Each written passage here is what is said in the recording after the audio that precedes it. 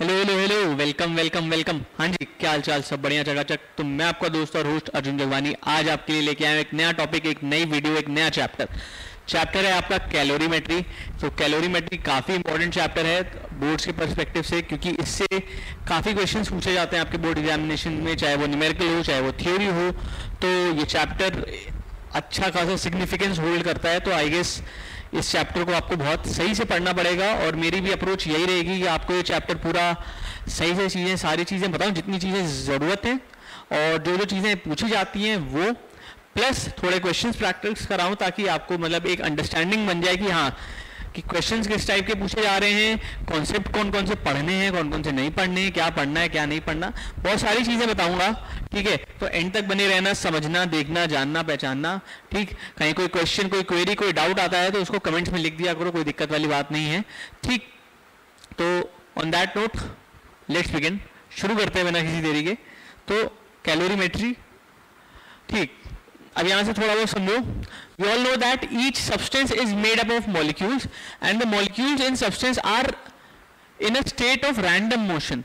The kinetic energy due to random motion of the molecules is known as the heat energy. अब देखो heat क्या है? Heat is a form of energy. अब जैसे सवाल पूछा ना कि sound क्या है? Sound is a form of energy. Heat is a form of energy. तो ठीक है, ये sound energy, heat है, ये सब energies हैं। ठीक, ये कोई ऐसा क्वांटिटी नहीं है, कोई फोर्स नहीं है। Heat is some energy. ठीक है, ठीक है, और एनर्जी किसकी है? यहां पे ध्यान देना, heat is what? The kinetic energy due to random motion of molecules is known as heat energy. मतलब क्या है कि हर बॉडी कुछ ना कुछ मॉलिक्यूल से बनी है, और हर बॉडी के अंदर जो मॉलिक्यूल्स हैं, लाइक हर body small small molecule, small small atom से बनी है। ठीक, और ये जो स्मॉल स्मॉल एटम्स और मॉलिक्यूल्स हैं, ये एक कांस्टेंट स्टेट ऑफ मोशन में रहते हैं। मतलब एक कांस्टेंट वाइब्रेशन इसमें इनके अंदर रहता है, एक कांस्टेंट वाइब्रेशन इनके अंदर होता है। ठीक, ये ऐसे कॉन्स्टेंटली वाइब्रेट करते रहते हैं। तो यही जो वाइब्रेशनल एनर्जी है, जो हमारी काइनेटिक एनर्जी है, इनके मोशन की वजह से, जो रैंडम मोशन इनके अंदर हमेशा से है, इस मोशन की वजह से ये जो काइनेटिक एनर्जी है, this kinetic energy is known as heat energy. ठीक, thus a body possess heat energy in the form of its internal kinetic energy. Heat energy is kind of a body's internal kinetic energy, और ये हर body की energy होती है। Like अब तुम ऐसा कहो ना, अगर जो इंसान जिंदा है, ठीक समझना, अगर कोई इंसान जिंदा है तो वो उसकी बॉडी थोड़ी छूने पे थोड़ी वार्म रहेगी। ठीक है, ऐसा कहते हैं ना कि जो इंसान, लाइक जो भी, मतलब अगर कोई होती है डेड बॉडी, मैं यहाँ इतना डार्क नहीं जाना चाह रहा, बट हाँ, तो डेड बॉडी क्या होती है, वो कोल्ड हो जाती है। ठीक, उसको तुम छुओगे वो ठंडी होगी। ठीक, ठंडी क्यों होगी? क्योंकि उसके अंदर कोई मॉलिक्यूल्स अब रैंडम स्टेट ऑफ मोशन में है ही नहीं, सारे मॉलिक्यूल्स या सारे सेल्स सब डेड हैं। ठीक है, तो वहां पे कोई काइनेटिक एनर्जी, कुछ एनर्जी है ही नहीं। तो वो पूरा क्या बोलते हैं, इसीलिए वो पूरी जो इंटरनल बॉडी हीट है, body heat zero, body heat खत्म हो गई। ठीक है, तो इसीलिए शरीर ठंडा पड़ जाता है, कहते हैं ना।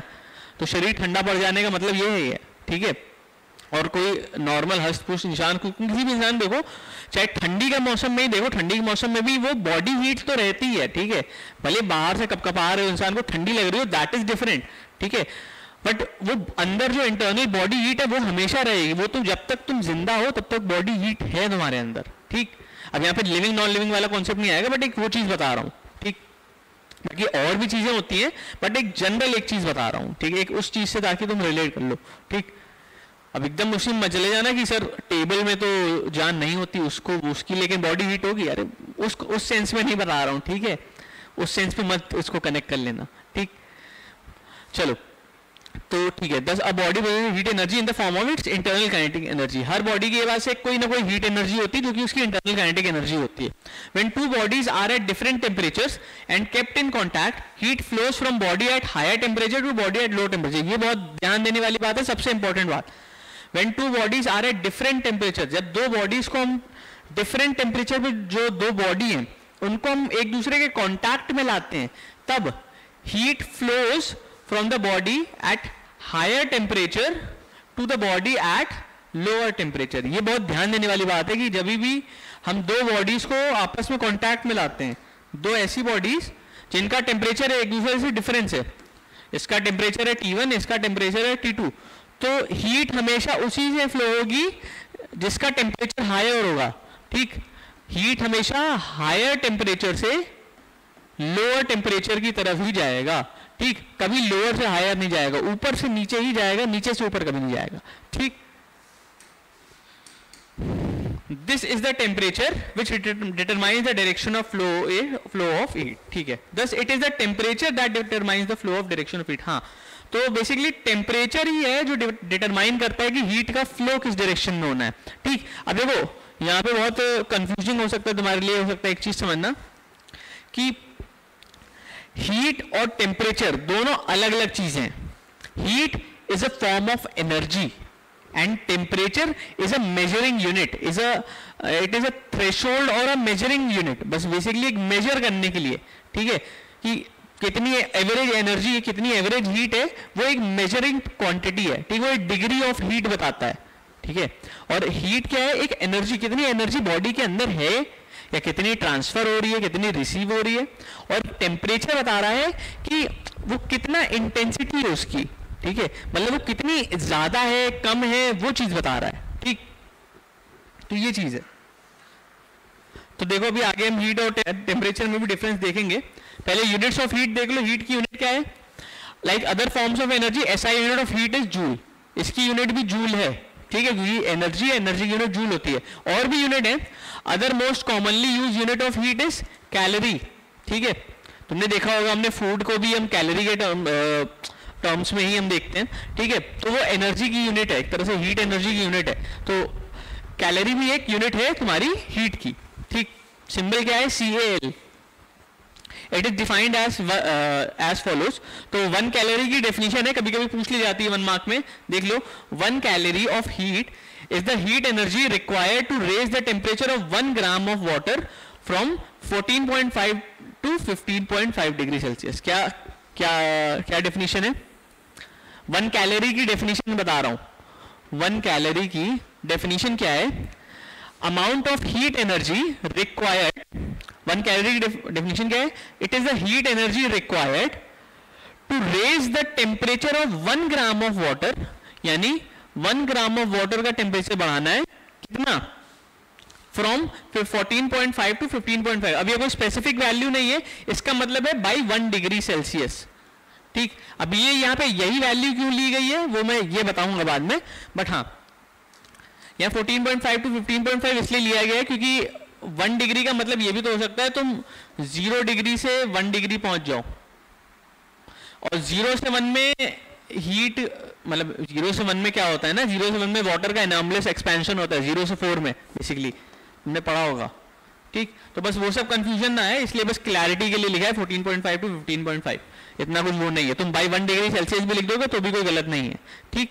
तो तुम ऐसे लिख सकते हो 1 calorie is the heat energy required to raise the temperature of 1 gram of water by 1 degree Celsius. मतलब 1 ग्राम पानी का 1 डिग्री टेम्परेचर अगर रेस कराना है तो 1 कैलोरी इज द यूनिट, ठीक। 1 calorie is the heat energy. तो हीट एनर्जी अगर वही चीज 1 calorie is the heat energy required to raise 1 gram of water by 1 degree, ठीक ठीक। तो 1 कैलोरी इक्वल्स 4.186 जूल और 4.2 जूल। ये भी याद रखना बहुत जरूरी है, ये इंटर कन्वर्जन में काम आता है, ठीक। 1 कैलोरी इक्वल्स 4.186 जूल, इन दोनों में इंटरचेंज करने में काम आएगा, या फिर इसको ऐसा लिख सकते हो डायरेक्ट 4.2 जूल, ठीक। यूजुअली ये भी न्यूमेरिकल में काम आ जाता है, ठीक। आगे देखो, अब जैसे मैंने बताया था टेम्परेचर और हीट में डिफरेंस देख लो। The kinetic energy due to random motion of molecules is known as heat energy. Heat energy बताया मैंने क्या होता है, काइनेटिक एनर्जी होती है, ठीक। टेम्परेचर क्या है? The quantity which determines the direction of flow of heat when the bodies are kept in contact is called temperature. Temperature बताया कि जब हीट फ्लो करती है from one body to another, तो कौन सी क्वांटिटी है जो डिटरमाइन करती है कि किस डायरेक्शन में फ्लो करेगी? वो होती है टेम्परेचर। मतलब टेम्परेचर ही वो क्वांटिटी है जो डिटरमाइन करती है कि हीट का डायरेक्शन ऑफ फ्लो किधर होगा। अगर हमें टेम्परेचर नहीं पता होगा तो हम ये डिटरमाइन ही नहीं कर पाएंगे कि हीट किस डायरेक्शन में फ्लो होगी, ठीक। SI unit of heat is joule, ठीक है। SI unit of temperature is kelvin. देखो एसआई यूनिट भी दोनों की अलग अलग है। It is measured by the principle of calorimetry. हम हीट को मेजर कैसे करते हैं? By the principle of calorimetry, अभी आगे पढ़ोगे। और temperature is measured by thermometer, तो टेम्परेचर को हम थर्मोमीटर से मेजर करते हैं, तुम्हें पता है, ठीक। It is an additive quantity, it is not an additive quantity, ठीक। Factors affecting the quantity of heat to required to raise the temperature. अब हाँ, कौन कौन से फैक्टर्स हैं जो हीट एनर्जी को अफेक्ट करते हैं, ठीक। किसी बॉडी को अगर सॉरी एक सेकेंड, हाँ, किसी बॉडी में अगर हीट एनर्जी है या उसे हीट एनर्जी एब्जॉर्ब करनी है या रिलीज करनी है, तो कौन कौन से फैक्टर्स हैं which depends upon the heat energy, वो कौन कौन से ये देखते हैं। मतलब किसी बॉडी का टेम्परेचर हमें बढ़ाना है, घटाना है, तो उसके लिए हीट हमें एब्जॉर्ब करनी पड़ेगी या रिलीज करनी पड़ेगी, व्हाटसोएवर। तो वही एब्जॉर्ब या हीट करने के लिए, एब्जॉर्ब या रिलीज करने के लिए जो एनर्जी है उसका आदान प्रदान करने के लिए, उसको एब्जॉर्ब या रिलीज करने के लिए हमें किन किन फैक्टर्स को ध्यान में रखना है वो देखते हैं। Factors affecting the quantity of heat required to raise the temperature of body, ठीक है। The quantity of heat energy required depends upon 3 factors, 3 factor पे डिपेंड करती है। कौन कौन से? Mass of the body, nature of the material and rise in the temperature of the body. 3 चीजों पे डिपेंडेंट है, यहां पे लिखो। इट इज प्रोपोर्शनल टू, ये जो ये Q है, Q is the symbol of heat energy, ठीक। Q डिनोट्स हीट एनर्जी, ये बताता है कि अमाउंट ऑफ हीट एनर्जी कितनी है, ठीक। तो it is Q proportional M, mass of the body, Q proportional delta T, यानी rise in temperature. Rise in temperature का मतलब है डेल्टा T, यानी चेंज इन टेम्परेचर है, ठीक। अब ये चेंज इन टेम्परेचर राइज भी हो सकता है, फॉल भी हो सकता है। यहाँ पे राइज लिखा है, कोई दिक्कत नहीं, फॉल भी हो सकता है, ठीक। तो इसलिए डेल्टा T लिखा है। एक और चीज लिखी है, नेचर ऑफ मटेरियल, इसको डिनोट करेंगे Q प्रोपोर्शनल C, इसको थोड़ा सही से लिखते हैं, Q प्रोपोर्शनल M मास, ठीक। फिर Q प्रोपोर्शनल C क्या है भी बताऊंगा, फिर Q प्रोपोर्शनल स्मॉल c है, ठीक। फिर Q प्रोपोर्शनल डेल्टा T, ये इन 3 चीजों पे डिपेंडेंट है। क्या क्या? मास, नेचर और राइज इन टेम्परेचर है, चेंज इन टेम्परेचर। अब ये क्या है? नेचर मतलब नेचर ऑफ मटेरियल, मतलब अलग अलग टाइप का मटेरियल अलग अलग तरह से हीट एब्जॉर्ब या रिलीज करेगा। अब तुम इसको बहुत बेसिक एग्जांपल ले लो, अलग अलग तरह का जो कपड़ा होता है, क्लोथ्स, फाइबर, ठीक। अलग अलग तरह के कपड़े की हीट एब्जॉर्बिंग और रिलीजिंग कैपेसिटी अलग अलग होती है ना। लाइक कॉटन के कपड़े की हीट को एब्जॉर्ब या रिलीज करने की कैपेसिटी, ठीक। या तुम कह लो सिल्क के कपड़ों की हीट या एब्जॉर्ब रिलीज करने की कैपेसिटी, या नायलॉन के, समझ, सबकी अलग अलग होती है कैपेबिलिटीज। तो वही अलग अलग टाइप के मटेरियल्स की भी अलग अलग होती है, प्लास्टिक की अलग होगी, स्टील की अलग होगी, आयरन की अलग होगी, कॉपर की अलग होगी। तो हर अलग अलग टाइप के मटेरियल्स की हीट से डील करने वाली जो एबिलिटी है वो अलग अलग होगी, डिपेंड होगी, चेंज होगी, ठीक। सबकी हीट एब्जॉर्ब और सब में सेम नहीं होगा, ठीक। तो ये C डिटरमाइन करता है वही मटेरियल को कि किस टाइप का मटेरियल है। इस C को हम कहते हैं स्पेसिफिक हीट कैपेसिटी। यहां पे लिख दे रहा हूं, M है मास ऑफ बॉडी, ठीक। C है स्पेसिफिक हीट कैपेसिटी,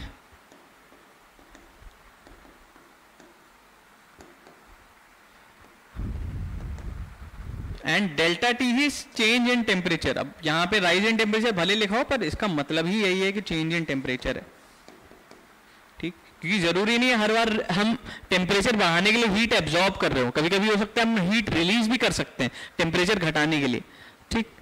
आगे देखो, थर्मल और हीट कैपेसिटी। अब देखो यहाँ पे एक और वर्ड आया है, हीट कैपेसिटी। यहाँ स्पेसिफिक हीट कैपेसिटी नहीं, ये हीट कैपेसिटी। हीट कैपेसिटी क्या होता है? Heat capacity of the body is the amount of heat energy required to raise the temperature by 1 Celsius or 1 Kelvin। क्या मतलब हुआ? हीट कैपेसिटी बस एक क्वांटिटी है। क्या क्वांटिटी है? एक रेट, एक तरह से। क्या है? Is the heat energy required to raise the temperature by 1 kelvin. मतलब किसी भी बॉडी का हम 1 केल्विन या 1 डिग्री सेल्सियस अगर टेम्परेचर बढ़ाना है तो जितनी भी हीट रिक्वायर होगी, दैट हीट एनर्जी पर 1 degree Celsius is called heat capacity. Heat capacity basically एक कैपेसिटी बता रहा है, कितनी कैपेसिटी है उसकी हीट को एब्जॉर्ब करने की। ऐसे समझो, हीट कैपेसिटी कि हीट को, मतलब 1 डिग्री टेम्परेचर बढ़ाओगे तो कितनी हीट एब्जॉर्ब करेगा, ऐसा समझो कि कोई बॉडी है, ठीक, कोई बॉडी है जिसका मास होगा कुछ, तो इस बॉडी का टेम्परेचर अगर हम 1 डिग्री सेल्सियस या 1 केल्विन, अब यहाँ हम दो क्यों ले रहे हैं, क्योंकि चाहे तुम 1 डिग्री सेल्सियस चेंज करो चाहे तुम 1 केल्विन चेंज करो, दोनों में चेंज बराबर होता है, ठीक है।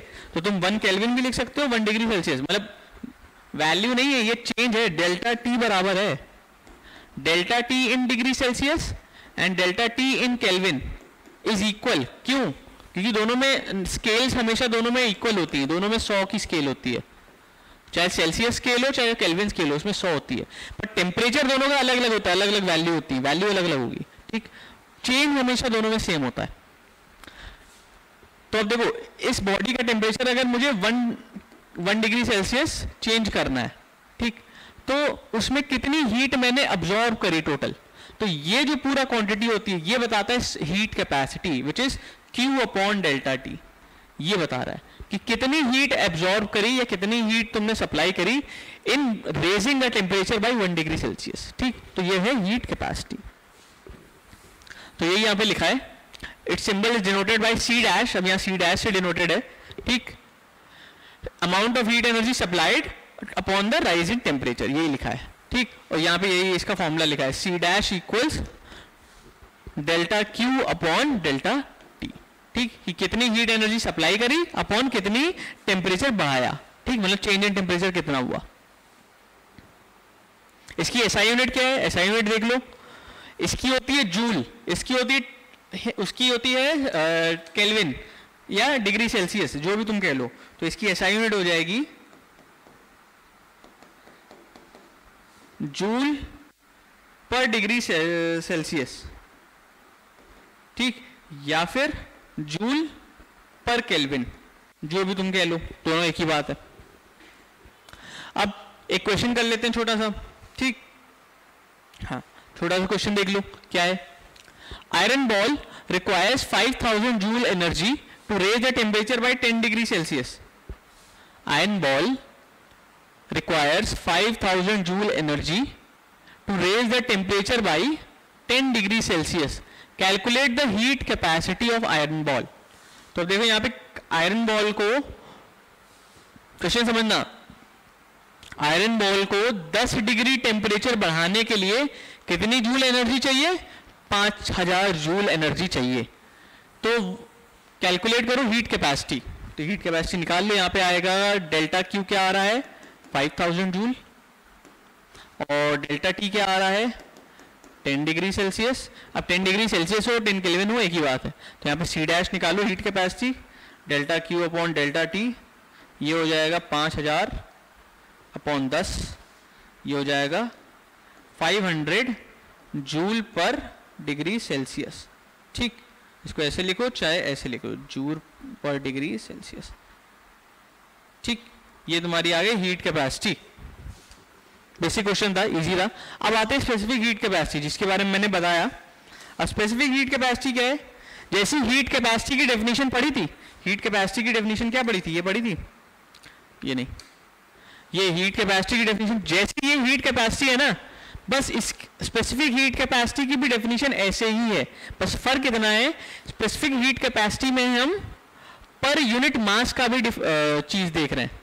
यहाँ पे हम हीट कैपेसिटी में क्या कर रहे थे, टोटल बॉडी को ले रहे थे। हीट कैपेसिटी में देखो क्या था, तुम्हें एक छोटा सा डिफरेंस बता दो, तुम्हें एक डेफिनेशन क्लियर हो जाएगी। हीट कैपेसिटी में हम क्या कर रहे थे, हीट कैपेसिटी में मैंने तुमसे बताया था, ये हीट को मेजर करने के लिए कैपेसिटी बता रही हीट की, कि अगर एक बॉडी है, उस बॉडी का टेम्परेचर हमने 1 डिग्री सेल्सियस या 1 केल्विन बढ़ाया है, इंक्रीज किया है, ठीक है, इंक्रीज किया है, डिक्रीज किया है, मतलब 1 डिग्री का चेंज किया है, ठीक। ये इतना टेम्परेचर का चेंज कर रहे हैं, रेज कर रहे हैं, डेफिनेशन में रेज लिखा है तो रेज ही करो।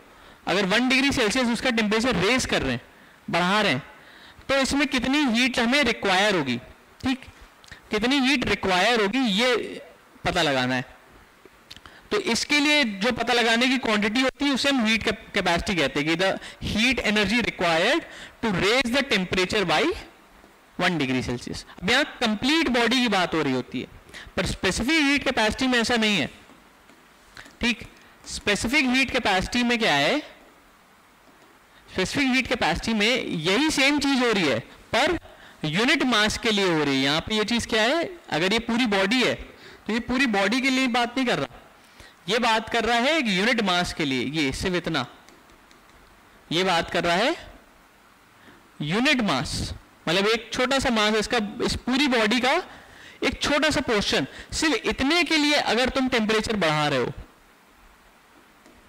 ठीक, तब कितनी हीट एनर्जी लग रही है, इसको निकालने के लिए होता है तुम्हारा स्पेसिफिक हीट कैपेसिटी, जो कि स्मॉल सी से डिनोट किया जाता है, जो कि होता है डेल्टा क्यू। अगर हम मान लेते हैं इसको heat energy required delta Q upon per unit mass and पर डिग्री सेल्सियस। तो इसकी डेफिनेशन ये, ठीक।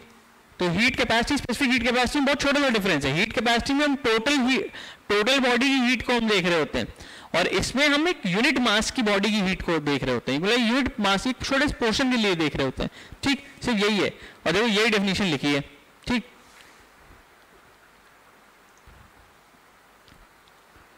हाँ, तो देखो यही लिखा है, heat capacity of a body when expressed for unit mass is called specific heat capacity, यही चीज लिखा है स्पेसिफिक हीट कैपेसिटी में।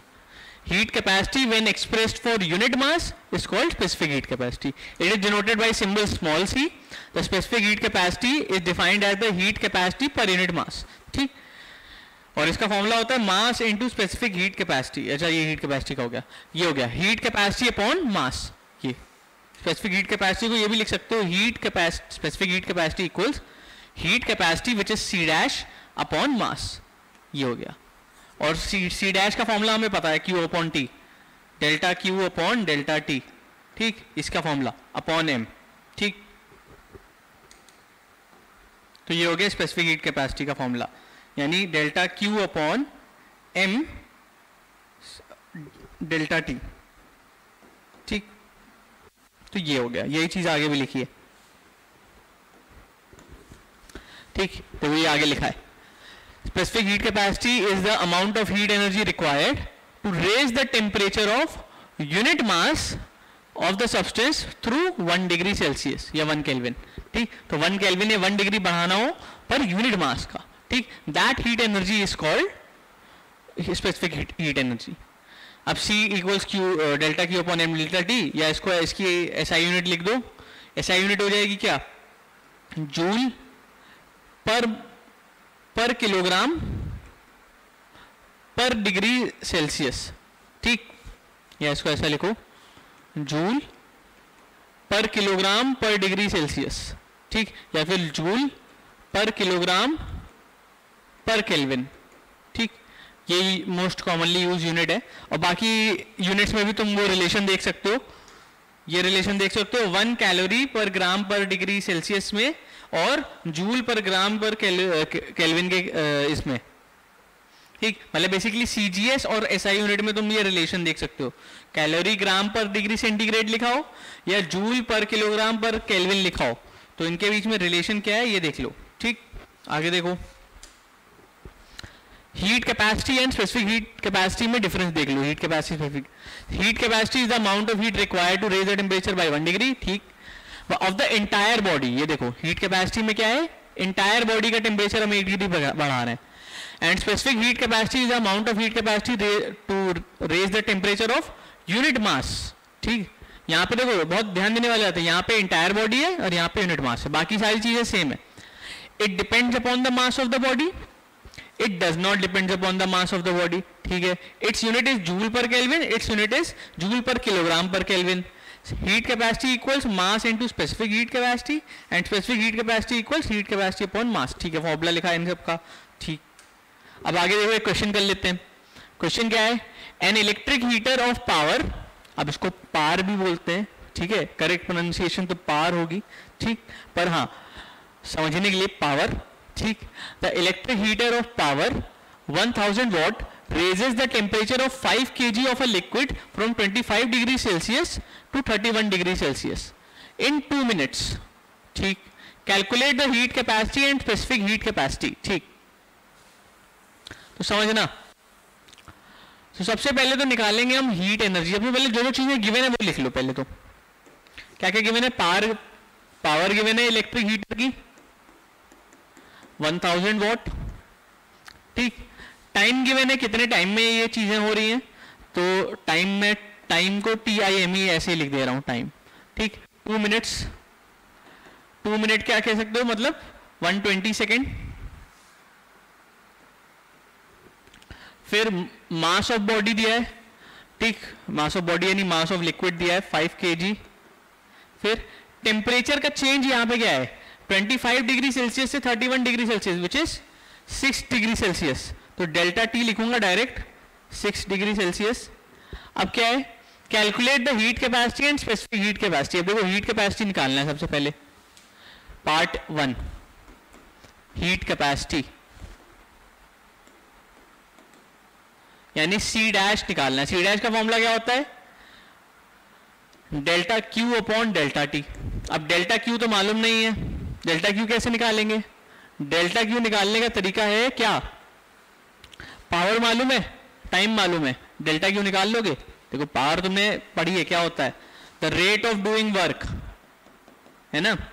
तो यहाँ पे ये वर्क क्या है, एक्चुअली में एनर्जी है, चाहे वर्क बोलो चाहे एनर्जी बोलो एक ही बात है, ठीक। तो यहाँ पे डेल्टा Q आ जाएगा P into time, power into time, यानी 1000 इंटू 120, ये जूल्स में आ जाएगा, कितना आ जाएगा देख लो इसको, तो ये हो जाएगा 120 और 3 जीरो और जोड़ लो, ठीक। तो 1,20,000 जूल, ठीक, इतना जूल हो जाएगा, ठीक है, एम आई राइट, हाँ ठीक। तो ये हो जाएगी एनर्जी, हीट एनर्जी, ठीक। अब यहीं से तुम इसको ऐसे ही, हाँ चलो ऐसे ही रहने दो, ठीक है। अब तुम क्या निकाल लो, डेल्टा C डैश निकाल लो, यानी 1 2 1 2 1 2 4 zero upon delta T. Delta T क्या है, टेम्परेचर, टेम्परेचर कितना है 6, तो ये हो जाएगा 6 2 0 0 0 0। तो C डैश इक्वल्स 20,000 जूल पर केल्विन, ठीक। तो ये आ जाएगा हीट कैपेसिटी। अब स्पेसिफिक हीट कैपेसिटी निकाल लोगे यहीं से। स्पेसिफिक हीट कैपेसिटी क्या होती है, स्पेसिफिक हीट कैपेसिटी यानी C equals heat capacity per unit mass, ये ले सकते हो, ठीक। तो ये हो जाएगी कितनी, ये कितनी आई थी 20,000, और मास कितना है इसका, मास है 5 kg, 5, तो ये आ जाएगा कितना 4000, ठीक। तो C आ जाएगा 4000 joule per kilogram per kelvin, ठीक, या पर केल्विन या पर डिग्री सेंटीग्रेड, दोनों में से कुछ भी लिख सकते हो, कोई दिक्कत नहीं है, दोनों ऐसा यूनिट है, चल जाएगा, ठीक। अब प्रिंसिपल ऑफ कैलोरीमेट्री या प्रिंसिपल ऑफ मिक्सचर्स, जो भी कह लो, बहुत इंपॉर्टेंट टॉपिक है, इस टॉपिक को बिल्कुल मत खोलना, मतलब बिल्कुल मत भूलना, खोलना तो बिल्कुल, इस टॉपिक को एकदम अच्छे से पढ़ना। प्रिंसिपल ऑफ कैलोरीमेट्री क्या कहती है, heat energy lost by hot body equals heat energy gained by the cold body. मतलब क्या है, देखो तुम्हें पता है 2 तरह की बॉडी होती हैं, हीट ट्रांसफर जो हो रहा होता है वो 2 बॉडीज के बीच में हो रहा होता है, ठीक। अब एक बॉडी क्या होगी, हॉट बॉडी होगी, और एक बॉडी क्या होगी, कोल्ड होगी। और हीट ट्रांसफर, हॉट बॉडी होगी तो इसका टेम्परेचर जाहिर सी बात है ज्यादा होगा, इसका टेम्परेचर कम होगा, है ना। हॉट बॉडी है तो इसका टेम्परेचर ज्यादा है, और कोल्ड बॉडी है तो इसका टेम्परेचर कम है, ठीक, ये बात कॉमन है। और तुम्हें पता है एकदम स्टार्टिंग में बता दिया गया था कि हीट ट्रांसफर जो होती है वो हॉट से कोल्ड में होती है, यानी higher temperature to lower temperature heat transfer हो रही है, ठीक। तो जो हॉट बॉडी है ये हीट को लूज करेगी, ये हीट एनर्जी लॉस करेगी, ठीक। It will release the heat energy, hot body will release the heat energy, ठीक, and cold body will absorb the heat energy, ठीक। पर एक बात है, कब तक होता रहेगा ऐसा, क्या आजीवन भर होता रहेगा, नहीं, ये होता रहेगा कब तक, ये होता रहेगा तब तक जब तक ये दोनों इक्विलिब्रियम में ना आ जाएंगे, जब तक इनके बीच में एक इक्विलिब्रियम का स्टेट नहीं आ जाएगा। इक्विलिब्रियम का स्टेट मतलब देखो, अगर इसका ये बॉडी हीट एनर्जी लूज कर रही तो स्लोली ये टेम्परेचर कम होता रहेगा, समझना।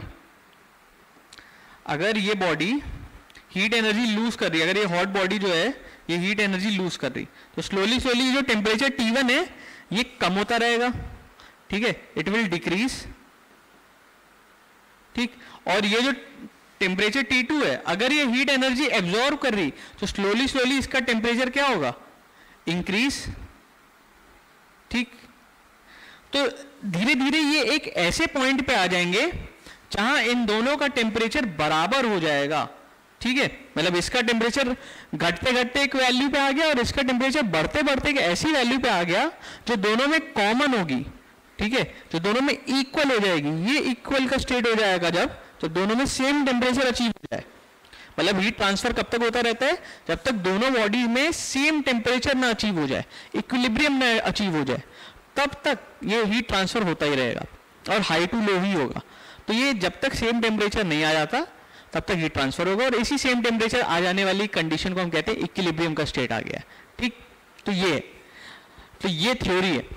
ठीक, अब यहाँ पे कुछ कुछ सिंबल्स हैं, कुछ कुछ सिंबल्स देख लो, समझ लो। एक सेकेंड, सॉरी।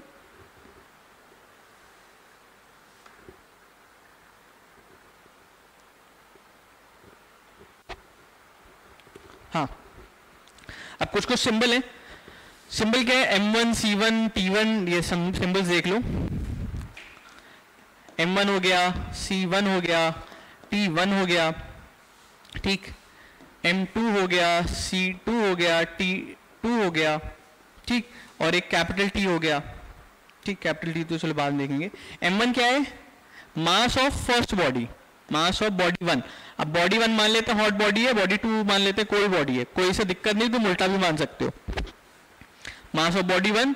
C1 क्या है, specific heat capacity of body 1, specific heat capacity, ठीक, ऑफ बॉडी 1।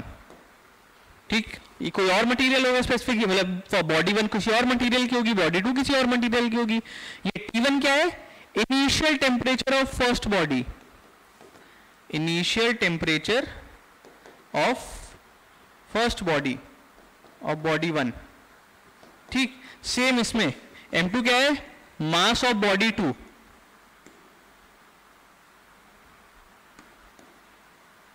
ठीक। C2 क्या है, specific heat capacity of body 2,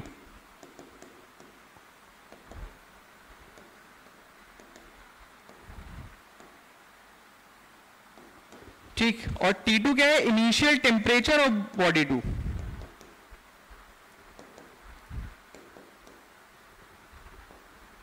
ठीक, ये हो गया। फिर अब यहां पे एक और आ रहा है कैपिटल T। कैपिटल T क्या होता है, जो इक्विलिब्रियम वाला टेम्परेचर है, ठीक, same temperature achieved by both bodies.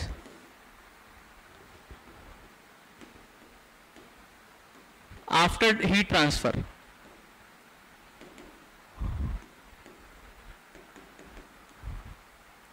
ठीक, अब देखो कैसे होगा, समझना। हीट एनर्जी एब्जॉर्ब या रिलीज का फॉर्मूला क्या होता है, heat energy absorbed, absorbed heat energy कह लो या रिलीज्ड कह लो, दोनों के लिए सेम फॉर्मूला है। ठीक, अब कहां यूज करना है वो तुम पे डिपेंड करता है। फॉर्मूला क्या होता है हीट एनर्जी का, ये बताया था ना हमने, Q is proportional to M, Q is proportional to C, Q is proportional to Q is proportional to delta T। ठीक, तीनों को अगर हम कंबाइन करें, Q is proportional M C delta T, proportionality का साइन हटाओगे तो आएगा कांस्टेंट, तो K M C delta T। ठीक, अब K क्या है, कांस्टेंट है, तो बाय डिफॉल्ट इस कांस्टेंट की वैल्यू होती है 1, तो ये आ जाएगा formula M C delta T। ठीक, तो ये फॉर्मूला यूज करो यहाँ पे। ठीक, तो ये फॉर्मूला यूज हुआ है। तो जब हीट हम लूज कर रहे हैं तो ये बॉडी जो फर्स्ट बॉडी है वो क्या कर रही, हीट लूज कर रही, तो यानी Q1। ठीक, और जितनी इस बॉडी ने हीट लूज करी, ठीक, डेल्टा Q1 कह लो, तो इसने कितनी हीट लूज करी, M1 C1 और डेल्टा T का मतलब क्या होता है, डेल्टा T का मतलब समझना कितना चेंज हो रहा है। तो इनिशियल टेम्परेचर ये चेंज होके इस टेम्परेचर पे आ रहे हैं, समझना, हमारा इनिशियल टेम्परेचर ये है, पर टेम्परेचर डिक्रीज होके कहां पे आ रहा है, T पे आ रहा है। हम T1 से कहां जा रहे हैं, T पे जा रहे हैं, समझना, T1 से कहां जा रहे हैं, T पे जा रहे हैं। ठीक, ये हो गया डेल्टा T। अब यही सेकेंड बॉडी के लिए क्या होगा, टेम्परेचर इंक्रीज होगा, बॉडी हीट एब्जॉर्ब करेगी, तो ये हो जाएगा M2 C2 और T माइनस T2। ठीक, ये मतलब हाँ, इनिशियल टेम्परेचर कम था, ये वो हमने फाइनल टेम्परेचर रिसीव किया है वो ज़्यादा है, बेसिकली इसको फाइनल टेम्परेचर भी कहते हैं। हाँ, that is the right word, that is the much appropriate word. ठीक, ये अप्रोप्रिएट वर्ड मैं भूल गया था। ठीक, ये फाइनल टेम्परेचर कहलाता है। ठीक, क्योंकि इसका इनिशियल टेम्परेचर ये था, ये घट के फाइनल टेम्परेचर हुआ, इसके लिए इनिशियल टेम्परेचर कम था और बढ़ के फाइनल टेम्परेचर हुआ था, ये T माइनस T2 होगा। तो ये फॉर्मूला है प्रिंसिपल ऑफ कैलोरीमेट्री का, ये बहुत ध्यान रखना, आगे आधे ज्यादा न्यूमेरिकल में तुम्हारे पास यही काम आने वाला है। ठीक, अब न्यूमेरिकल की बात करिए तो न्यूमेरिकल आ ही गया, न्यूमेरिकल देखते हैं क्या है। तो क्वेश्चन देखते हैं, क्वेश्चन क्या है, a hot iron ball of mass 0.2 kg is dropped into 0.5 kg of ice, sorry, a hot iron ball of 0.2 kg mass is dropped into 0.5 kg of water, ठीक, at 10 डिग्री सेल्सियस। ठीक, water 10 degree Celsius पे, the resulting temperature is 30 degree Celsius. Calculate the temperature of hot ball, specific heat capacity of iron is this, specific heat capacity of water is this. ठीक है, अब question क्या है, question is a hot iron ball of mass 0.2 kg is dropped into 0.5 kg of water at 10 degree Celsius. तो यहाँ पे मान लेते हैं हमारे पास एक वाटर था, ठीक, वाटर था हमारे पास कितना, 0.5 kg, 0.5 kg वाटर था, और कितने टेम्परेचर पे था, इसका टेम्परेचर था मान लेते कितना कितना था, 10 डिग्री सेल्सियस दिया। अच्छा, इसका टेम्परेचर कितना है, 10 डिग्री सेल्सियस। ठीक, और इसमें 0.2 kg बॉल, 0.2 kg मास की बॉल, ठीक, इसमें ड्रॉप कर दी गई। ठीक, मतलब इसको ये यहाँ पे इधर ले आए। ठीक, 0.2 kg, ठीक, तो अब यहां से कोई ना कोई बॉडी हॉट होगी, कोई ना कोई बॉडी कोल्ड होगी। कौन सी बॉडी हॉट है, आयरन बॉल वाली जो बॉडी है वो हॉट है, ये वाली बॉडी क्या है, हॉट है। ठीक, तो अब जाहिर सी बात है इससे हीट ट्रांसफर होगा वाटर में, इससे हर तरफ हीट क्या होगी, ट्रांसफर होगी, और वाटर में हर तरफ हीट क्या होगी, एब्जॉर्ब होगी। ठीक, वाटर में सारी तरफ क्या होगी, हीट एब्जॉर्ब होगी, तो हीट ट्रांसफर होगा। ठीक, और फाइनल टेम्परेचर यहाँ कितना दिया है, 30 डिग्री। तो जब तक दोनों का टेम्परेचर इक्वल नहीं हो जाएगा, 30 डिग्री सेल्सियस दोनों का टेम्परेचर नहीं हो जाएगा, तब तक हीट ट्रांसफर होता रहेगा। तो यहाँ पे सारी चीजें लिख लो। M1 which is mass of iron ball क्या है, 0.2 kg। ठीक, M2 which is mass of water कितना है, 0.5 kg। ठीक, ठीक है। अब C1, C1 क्या था, स्पेसिफिक हीट कैपेसिटी। ठीक, तो specific heat capacity of iron कितनी है, specific heat capacity of iron कितनी है, 336 joule per kilogram per kelvin. तो C1 equals 336 joule per kilogram per kelvin. ठीक, अब इसी तरह से specific heat capacity of water ले लो, C2, specific heat capacity of water कितनी है, 4.2 समथिंग। तो C2 इक्वल्स 4.2, इसको डिवाइड करो, 4.2 into 10 to the power 3 joule per kilogram per kelvin, joule per kilogram per kelvin. ठीक, ठीक है। अब initial temperature of iron ball दिया ही नहीं है, वही तो निकालना है, initial temperature of iron ball निकालना ही है। ठीक, तो वो दिया नहीं है, T1 कितना दिया ही नहीं है। ठीक, और इसका टेम्परेचर कितना है, इनिशियल टेम्परेचर कितना है, 10 डिग्री सेल्सियस वाटर का, इसका T2, इसको T2 ले लेना, तो ये हो जाएगा 10 डिग्री सेल्सियस।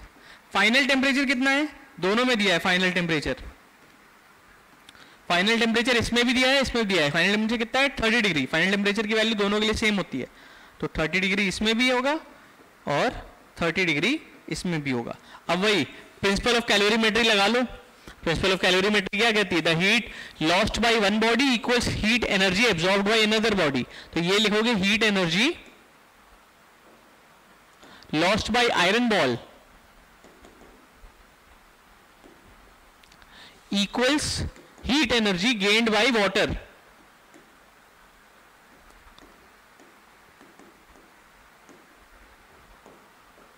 ठीक, तो ये हो जाएगा M1 C1। अब डेल्टा T क्या हो जाएगा, T1 minus T, T1 minus T equals M2 C2 T minus T2। ठीक, ये फॉर्मूला रखो, सारी वैल्यूज रखो और T1 की वैल्यू निकाल लो। T1 की वैल्यू निकालनी है ना, तो ये हो जाएगा T1 minus T equals M2C2 T minus T2 upon M1C1। ठीक, सारी वैल्यू रखो। तो T1 माइनस टी की वैल्यू कितनी है 30 इक्वल्स M2 की वैल्यू कितनी है 0.5, C2 की वैल्यू कितनी है 4.2 इंटू 10⁻3, डेल्टा टी क्या है 10 माइनस 30 विच इज 20। ठीक, यहां पे देखो 30 माइनस 10 होगा विच इज 20। ठीक, अपॉन M1 की वैल्यू है 0.2, इसकी वैल्यू है 336 है ना, कितनी है 336। अब इसको सॉल्व कर लो। ठीक, इसको सॉल्व कर लोगे तो हो जाएगा तुम्हारा, ये हटा दो 0.2 से ये हो जाएगा 10 टाइम्स। ठीक, और एक बार और अगर इधर निकाल लोगे तो इंटू 10 से ये भी 10 कैंसिल हो जाएगा और इसको डिवाइड कर लो। ठीक है, तो ये कितने टाइम चला जाएगा 12।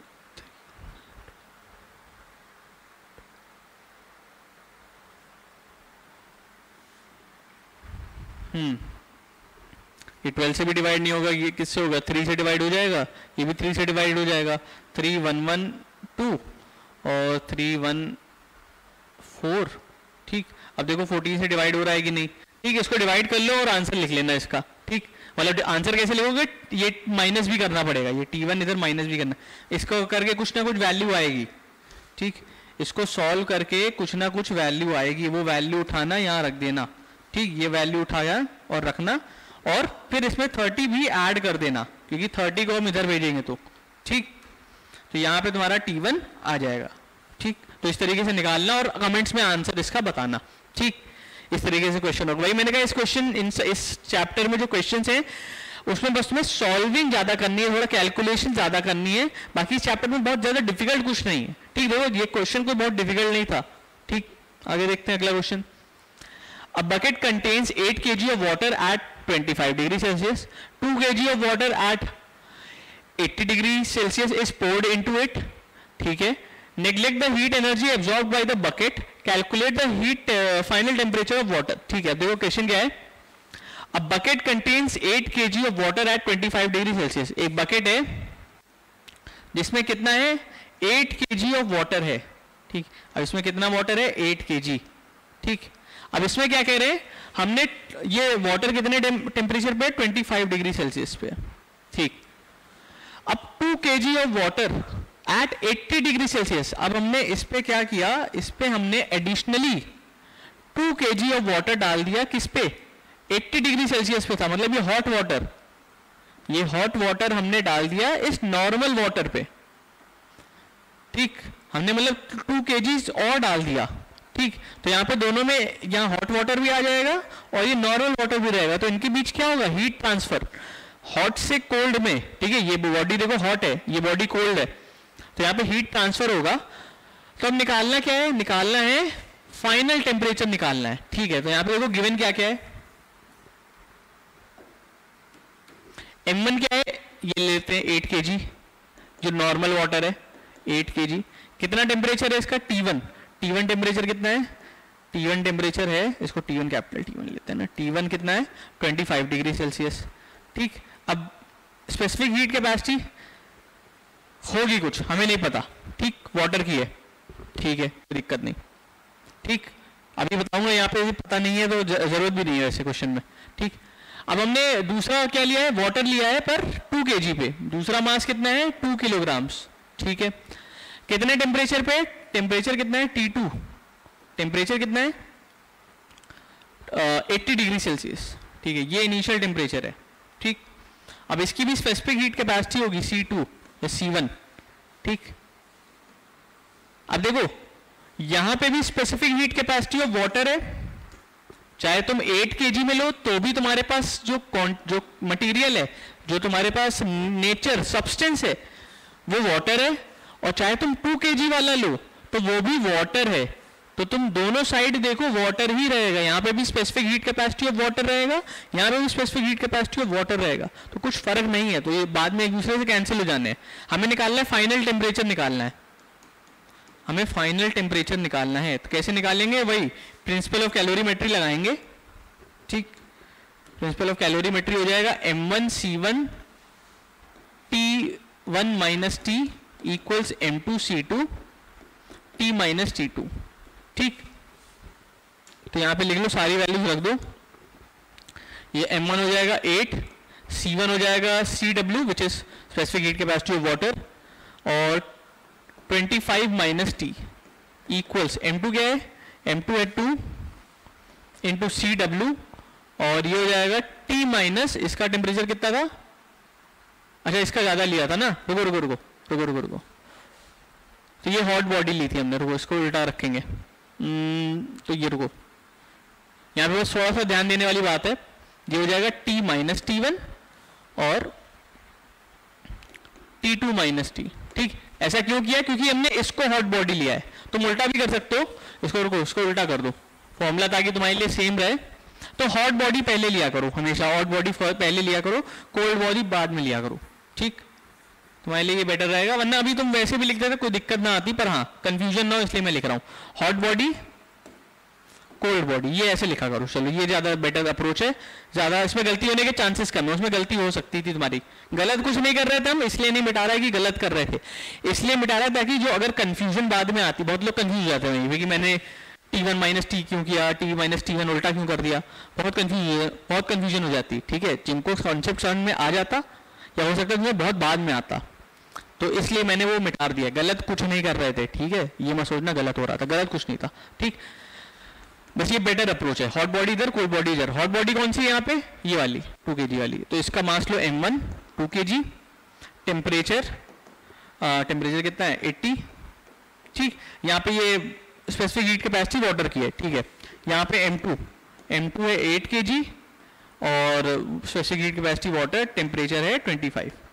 ठीक, फाइनल टेम्परेचर निकालना है, तो ये हो जाएगा 2 इंटू CW, यानी वही M1C1 T1 minus T equals M2C2 T minus T2। ठीक, तो M1 into CW into T1 क्या है 80 minus T equals M2C2, M2 हो जाएगा 8 into CW into T minus 25। ठीक, अगर कोई दो चीजें कैंसिल हो तो उसको कैंसिल कर दो, ये CW से CW कैंसिल, ये 2 से 4 टाइम्स कैंसिल, तो ये हो जाएगा 80 माइनस टी इक्वल्स हो जाएगा 4 T माइनस 25। ठीक, अब सब मल्टीप्लाई करो तो ये हो जाएगा 80 माइनस टी इक्वल्स 40 माइनस 100। ठीक, ये हो जाएगा कितना, 100 इधर भेज दो और T उधर भेज दो, तो ये हो जाएगा माइनस 100, ये 180 इक्वल्स ये हो जाएगा 5T। ठीक, तो T हो जाएगा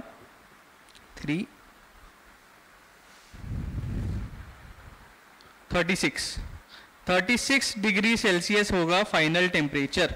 ठीक, क्योंकि सेल्सियस में निकाल लेते तो टेम्परेचर भी हमारा सेल्सियस में ही निकलेगा, तो 36 degree will be the correct answer. ठीक, तो ये फाइनल टेम्परेचर। अब इसमें कुछ चीजें और हैं नेचुरल फिनोमिनास, ये कुछ चीजें पढ़ लेना, ये रीड करने वाली चीजें हैं कि कहाँ पे स्पेसिफिक हीट कैपेसिटी काम आती है, कहाँ पे हीट कैपेसिटी काम आती है। तो ये मतलब ये गिव रीजंस टाइप में इसके क्वेश्चंस आ जाते हैं। ठीक, तो ये इंपॉर्टेंट चीज है, ऐसा नहीं कि मैंने अगर ऐसा ये एक लाइन लिखी है तो एक लाइन इंपॉर्टेंट नहीं, इसके एक्सप्लेनेशंस होंगे तुम्हारी बुक में।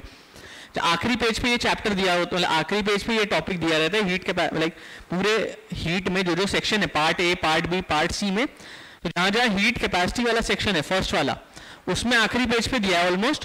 तो ये सब चीजें natural phenomena and consequences of high specific heat capacity.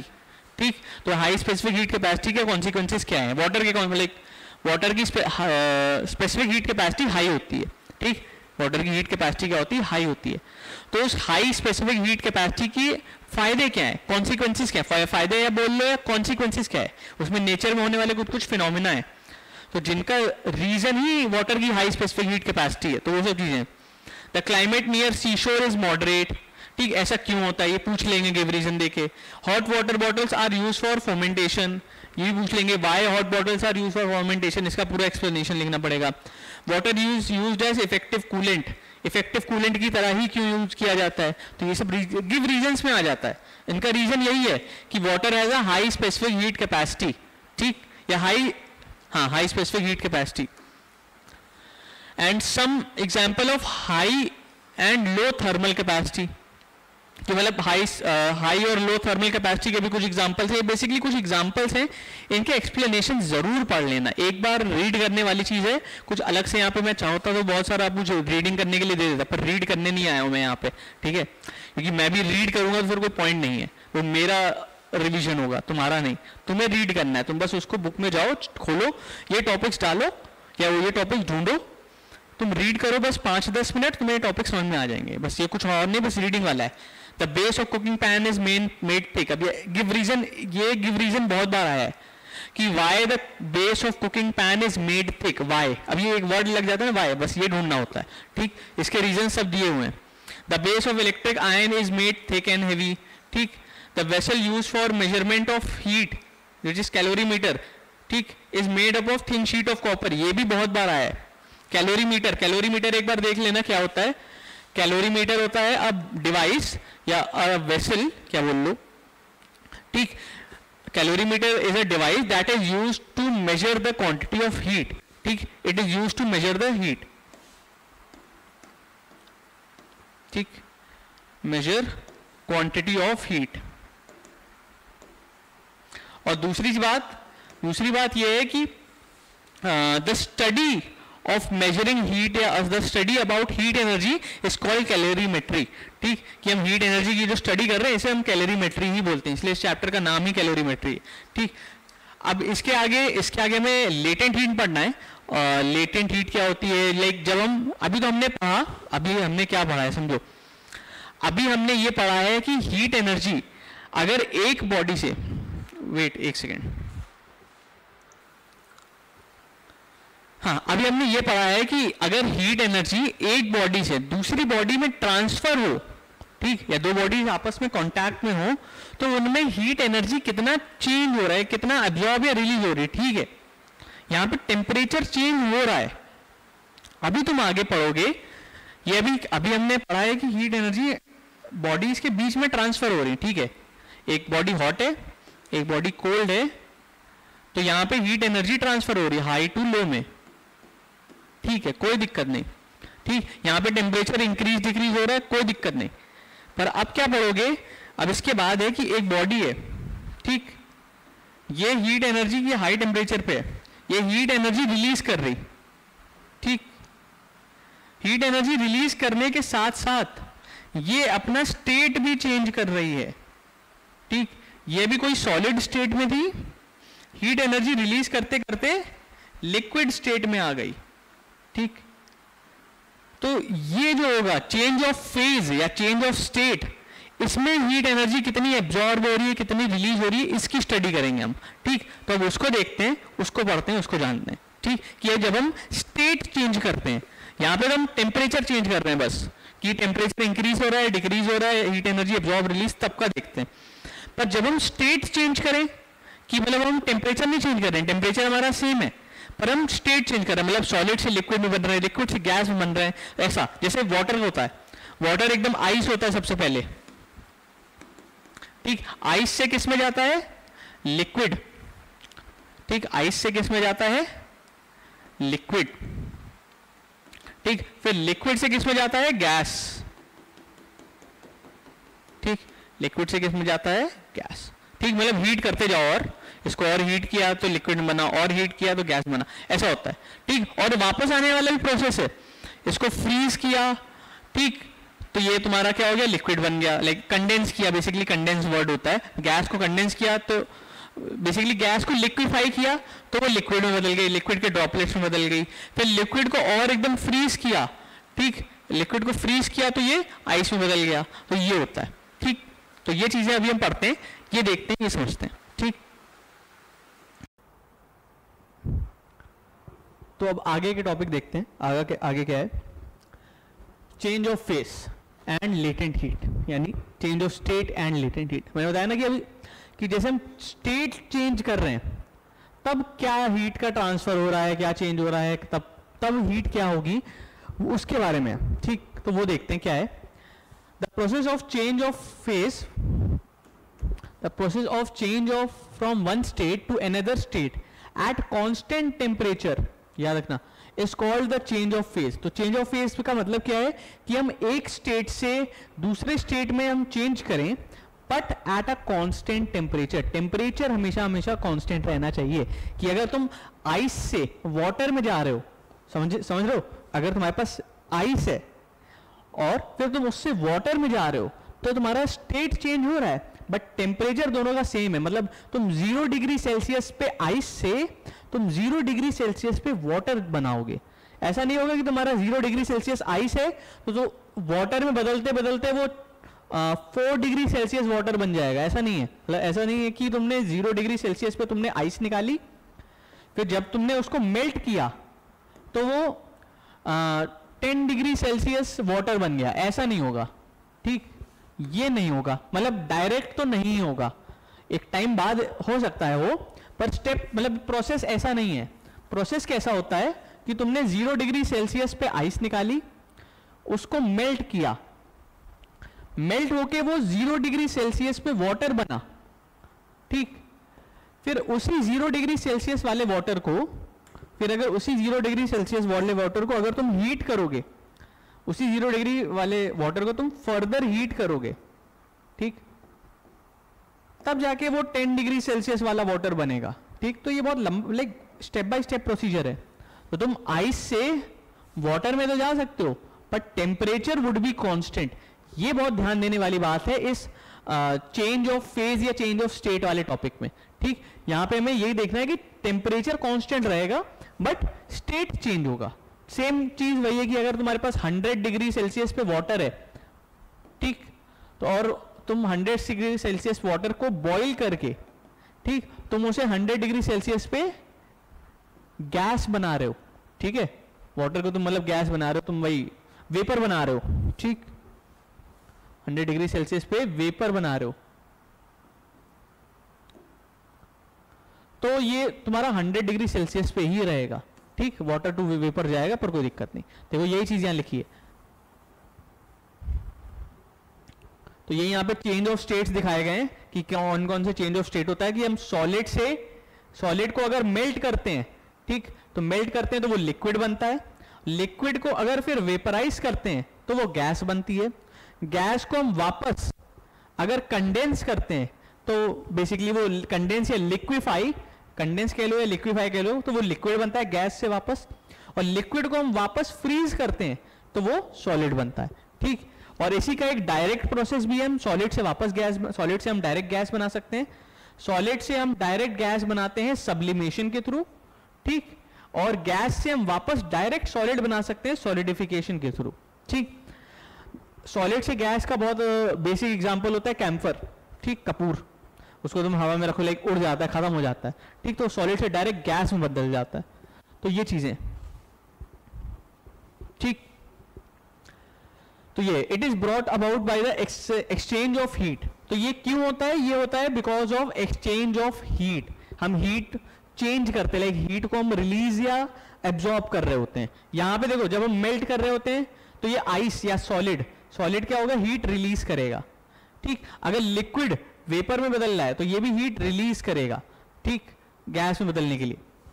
Same चीजें, ठीक। फिर उसमें रिवर्स प्रोसेस में एब्जॉर्ब करेंगे, ठीक। अब मेल्टिंग एंड फ्यूजन, ठीक। मेल्टिंग और फ्यूजन मतलब क्या मतलब है? The change from solid to liquid on heating at a constant temperature is called melting. तो मेल्टिंग क्या है कि हम सॉलिड से किस में जाएंगे? लिक्विड में जाएंगे on heating at a constant temperature. ये प्रोसेस कहलाता है मेल्टिंग, ठीक। तो melting is going from solid to liquid at a constant temperature is called melting, ठीक है। Second, the constant temperature at which the solid changes to liquid is called melting point, ठीक। तो melting point क्या है? The constant temperature, मतलब वो temperature जिसपे हमारा जो सॉलिड है it changes to liquid, this temperature is called melting point of solid. तो अगर कोई तुमसे पूछ ले मेल्टिंग पॉइंट ऑफ आइस, तो मेल्टिंग पॉइंट ऑफ आइस क्या होता है? 0 डिग्री सेल्सियस, ठीक। मेल्टिंग पॉइंट ऑफ आइस क्या है? 0 डिग्री सेल्सियस, ठीक। अब फ्यूजन इसी का उल्टा है, ठीक है।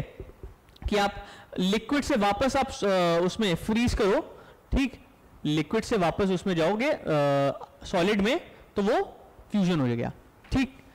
Heat energy is absorb during melting, ठीक है। अच्छा, मैंने वहां थोड़ा सा उल्टा बता दिया। इसमें heat energy is absorb during melting and it is rejected during freezing, ठीक है, एट अ कांस्टेंट टेम्परेचर। हाँ ठीक है, बिल्कुल सही, कि जब हम मेल्ट हो रहे हैं तब हम हीट एब्जॉर्ब कर रहे हैं, बिल्कुल बिल्कुल ठीक है। यहाँ पे मैंने थोड़ा सा उल्टा बता दिया था, यहाँ पे मैंने बताया था रिलीज हो रही, रिलीज नहीं, यहाँ पे एब्जॉर्ब होगी, ठीक, इस रिवर्स प्रोसेस में रिलीज होगी, ठीक, थोड़ा सा उल्टा बता दिया था, सॉरी माय बैड। हाँ, heat energy is absorb during melting and rejected कह लो या रिलीज कह लो during freezing at a constant temperature, temperature constant है, ठीक। तो 0 डिग्री सेल्सियस पे आइस एब्जॉर्प्शन ऑफ हीट करता है यानी मेल्ट होता है, और 0 डिग्री वाटर बनाता है। 0 डिग्री वाटर को अगर हम हीट रिजेक्ट कराएं, बेसिकली रिलीज कराएं, तो वो फ्रीज होगा, फ्रीज होकर वो वापस आइस बनाएगा, ठीक। तो ये मतलब रिवर्सिबल प्रोसेस है, ठीक। फिर देखो एक तरह से तुम ग्राफ देख सकते हो, ठीक, इसमें बहुत ज्यादा कुछ समझने वाले, बहुत ज्यादा डेप्थ में जाने वाली चीजें हैं ही नहीं, ठीक। तुमने जो मेजर पोर्शन है वो तुमने फर्स्ट पार्ट में कवर कर लिया, इसमें बहुत थोड़ा पोर्शन है, लाइक थोड़ा चेंज ऑफ फेज थोड़ा बहुत मालूम होना चाहिए, थोड़े बहुत क्वेश्चंस तुम्हें इसके आने चाहिए, बाकी बहुत ज्यादा इसमें करने वाले कुछ नहीं है। तो जो मेन चीजें करने वाली थी वो तुम्हारा फर्स्ट पार्ट में थी, ठीक है।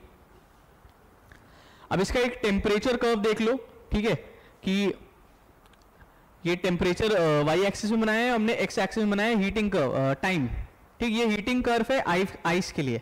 तो देखो यहाँ टेम्परेचर है 0 डिग्री सेल्सियस, फिर 10, फिर 20, फिर 30, ठीक। और यहाँ पे टाइम है 30 सेकेंड्स, 60 सेकेंड्स, 90 सेकेंड्स, 120, 150, 180, 210, ठीक है। एक्स एक्सिस में, एक्स एक्सिस में टाइम है, वाई एक्सिस में टेम्परेचर है।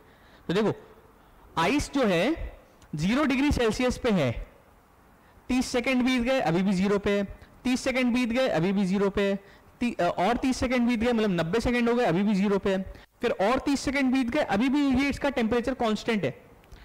अब जैसे जैसे ये 120 सेकंड के बाद यहां से यहां तक, इसके बाद ये इसका टेम्परेचर बढ़ता गया, ठीक। तो इतने फेज में ए से बी में टेम्परेचर इसका कांस्टेंट था, ठीक। फ्रॉम ए टू बी, ए से बी में इसका टेम्परेचर थ्रू आउट कॉन्स्टेंट रहा, ठीक। तो इसका मतलब क्या है, इसका यहां पे निष्कर्ष या कंक्लूजन क्या निकलेगा? कंक्लूजन ये निकलेगा ए से बी में क्या हो रहा था, फेज वॉज चेंजिंग, ए से बी में फेज चेंज हो रहा था, ठीक। Ice was converting into water at 0 degree Celsius. ये टेम्परेचर लिखना जरूरी है, कांस्टेंट टेम्परेचर पे हो रहा था। देखो टेम्परेचर कांस्टेंट था 0, ठीक। इस 0 डिग्री सेल्सियस पे जो आइस थी कन्वर्ट होके यहाँ पे वाटर बनी, तभी तो जाके इसका टेम्परेचर बढ़ रहा। अब देखो आइस का टेम्परेचर कभी 30 डिग्री थोड़ी हो सकता है, 30 डिग्री टेम्परेचर तो वाटर का ही होगा ना, आइस का थोड़ी होता है टेम्परेचर 30 डिग्री, ठीक। आइस तो 0 तक ही होती है, -30 हो सकता है आइस का, बट आइस का कभी +30 टेम्परेचर नहीं होता, वाटर का होता है वो। तो यहाँ पे वो उसका स्टेट चेंज हो गया, फेज चेंज हो गया, यहां से वो वाटर बदल गया, ठीक। तो ये जो ग्राफ दिखा रहा है, जो एकदम स्ट्रेट लाइन दिख रही है एकदम constant parallel to X axis, ये लाइन शो करती है चेंज ऑफ फेज। यहां पे हो रही है मेल्टिंग, ठीक।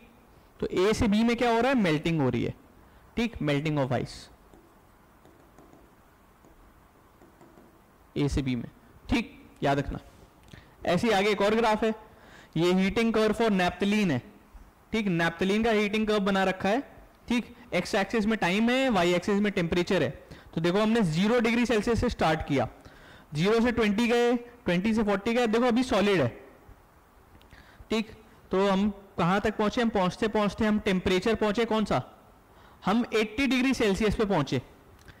80 डिग्री सेल्सियस पे पहुंचने के बाद, यानी इस बी पॉइंट पे पहुंचने के बाद देखो इसका टेम्परेचर कांस्टेंट रहा, फिर कितनी देर के लिए, 90 सेकेंड से लेके यहां कहीं, 90 सेकेंड से लेके ये 160, सॉरी ये कितना हो गया, 90, 120, 120 + 30 ये हो जाएगा तुम्हारा 150, 180, ठीक। तुम्हें तो हो सकता है ये 180 साफ दिख रहा हो, पर मुझे ये 180 क्लियर नहीं दिख रहा है। क्यों?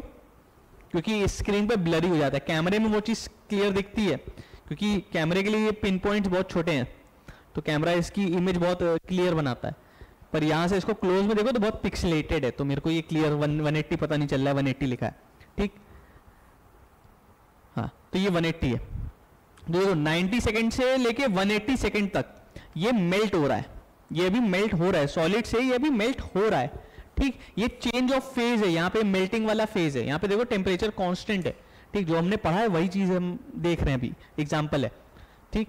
और जैसे ये मेल्ट हो गया पूरा सी पॉइंट पे, इसका फेज चेंज हो गया, ठीक, ये लिक्विड बदल गया, लिक्विड बदल गया, इसका फिर से टेम्परेचर बढ़ने लगा।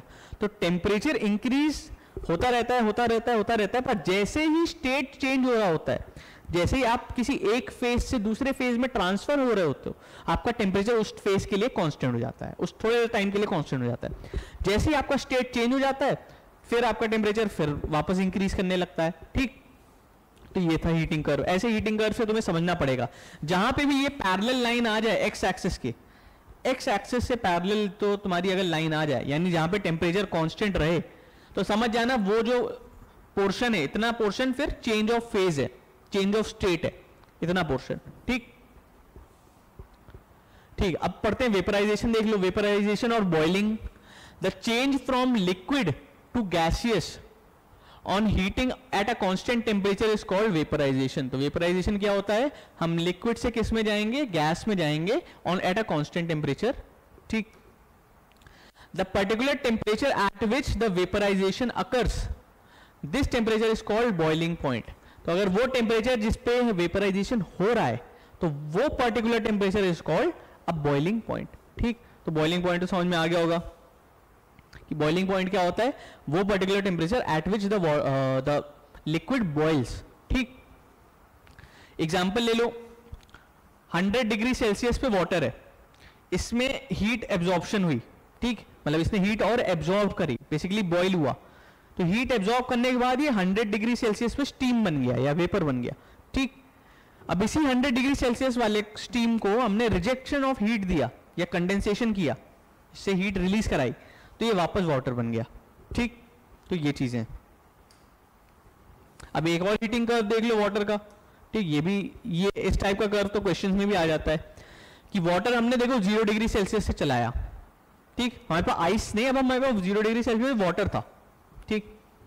तो वाटर हमने टेम्परेचर बढ़ाया बढ़ाया बढ़ाया बढ़ाया बढ़ाया बढ़ाया, और बढ़ाते बढ़ाते इसका टेम्परेचर कहां पहुंच गया, 100 डिग्री सेल्सियस पे पहुंच गया।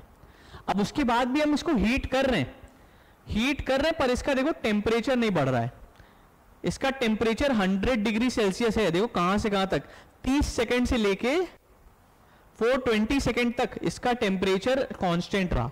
तो ये कौन सा फेज है, ये चेंज ऑफ स्टेट है या चेंज ऑफ फेज है। इस मतलब इस पॉइंट पे बी से सी तक, बी से सी तक क्या हो रहा है, चेंज ऑफ फेज, यानी बॉइलिंग हो रही है, वाटर बॉइल कर रहा है, ठीक। और बॉइल करने के बाद वो वेपर बनने लगेगा at after certain point of time, उसका टेम्परेचर फिर से इंक्रीज करने लगेगा। आप देखो टेम्परेचर इंक्रीज करने लगा, ठीक, और ये वेपर बनने लगा, ठीक। तो ये चीज है। कभी ऐसा होता है ना कि कभी घर में भी देखा होगा कि जो स्टीम है, ठीक, यानी जो स्टीम है वो ज्यादा हानिकारक होती है वाटर से। लाइक गर्म पानी अगर चला जाए और गर्म स्टीम चली जाए, दोनों नुकसान होगा भाई, क्योंकि मुझे पता है गर्म पानी से मैं जला हूं, मुझे पता है, ठीक है। मतलब मेरे ऊपर गर्म पानी गिर गया था, गर्म पानी के खौलता पानी गिर गया था प्रॉपर अगर बताऊं तो मुझे पता है वो साइट की आग से जलो ना जलो, तुम पानी से भी जल सकते हो, ठीक। तो हाँ वो भी चीज है, पर हाँ ये कहा जाता है कि हाँ जो स्टीम होती है वो भी इक्वली डैमेजिंग होती है, ठीक है। लाइक स्टीम भी अच्छा खासा डैमेज तुम्हें प्रोवाइड कर सकती है अगर तुमने ध्यान नहीं दिया तो ये इसलिए ये भी एक रीजन है कि क्योंकि जब वाटर वेपर बन जाएगा, स्टीम बन जाएगी, तो स्टीम का टेम्परेचर और ज्यादा होगा। तुम ये सोचो, और भी रीजंस हैं, पर मेन तुम ये एक छोटा सा लॉजिक लगाओ, 100 डिग्री पे वाटर तो है, उबलता हुआ पानी, पर जब वो वेपर बन गया, एक तो वो बहुत हेवी इंटेंसिटी से ऊपर उठता है, ठीक है, वेपर तो है, पर उसके बाद उसका टेम्परेचर और ज्यादा है, तो वो तुम्हें और नुकसान पहुंचा सकता है, ठीक। 100 डिग्री से भी ज्यादा है वो, सोचो। तो ये इसलिए केयरफुल रहना चाहिए। अब बात करते हैं लेटेंट हीट। लेटेंट हीट का क्या मतलब है?